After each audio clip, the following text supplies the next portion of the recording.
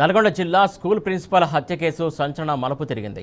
ప్రిన్సిపల్ను చంపింది మరెవరో కాదు, అదే పాఠశాలలో 10వ తరగతి చదువుతున్న ఇద్దరు విద్యార్థులు అత్యంత కిరాతకంగా ప్రిన్సిపల్ను మర్డర్ చేశారు. అంతేకాదు హత్య తర్వాత వారం రోజుల పాటు స్కూలుకు కూడా వచ్చారు. ఎవరికి ఏ డౌట్ రాకుండా జాగ్రత్త పడ్డారు. అన్నీ గమనించారు, ఆధారాలు లేకుండా చూసుకున్నారు.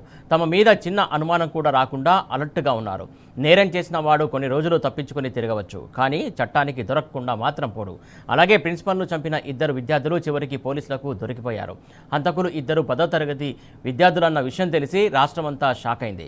విద్యార్థుల తల్లిదండ్రులు ఒక్కసారిగా భయాందోళనకు గురయ్యారు. పిల్లల్లో ఈ నేర ప్రవృత్తి ఎక్కడి నుంచి వచ్చిందన్న చర్చ జరుగుతుందో ఇప్పుడు.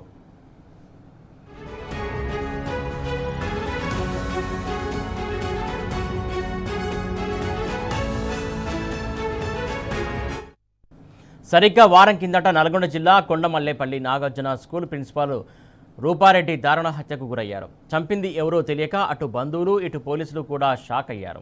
ప్రిన్సిపల్ను చంపాల్సిన అవసరం ఎవరికి ఉంటుందని ఆరా తీశారు. క్లోజ్ టీమును పెట్టి అంతా వెతికారు. సీసీ కెమెరాలో జల్లెడ పట్టారు, కానీ ఏమీ దొరకలేదు. చిన్న క్లూ కూడా చిక్కలేదు. ఎందుకంటే హంతకులు ఎలాంటి ఆనవాలు వదిలిపోలేదు. సీసీ కెమెరా కళ్లకు దొరకలేదు. చాకచక్యంగా నేరానికి తెగబడ్డారు. ప్రిన్సిపల్ రూపారెడ్డిని ఏకంగా 27 సార్లు కత్తితో పొడిచి చంపారు. ఆ తర్వాత ఇంట్లో ఉన్న 2 లక్షల నగదు తీసుకుని పరారయ్యారు. రూపారెడ్డి హత్య కేసుపై అన్ని కోణాల్లో దర్యాప్తు చేశారు పోలీసులు. ఇప్పటి వరకు 150 మందిని విచారించారు. హత్య చేసింది అదే స్కూలుకు చెందిన ఇద్దరు 10th విద్యార్థులని చివరికి గుర్తించారు. ఒక విద్యార్థిని అరెస్టు చేశారు, మరొకరు పరారీలో ఉన్నారు.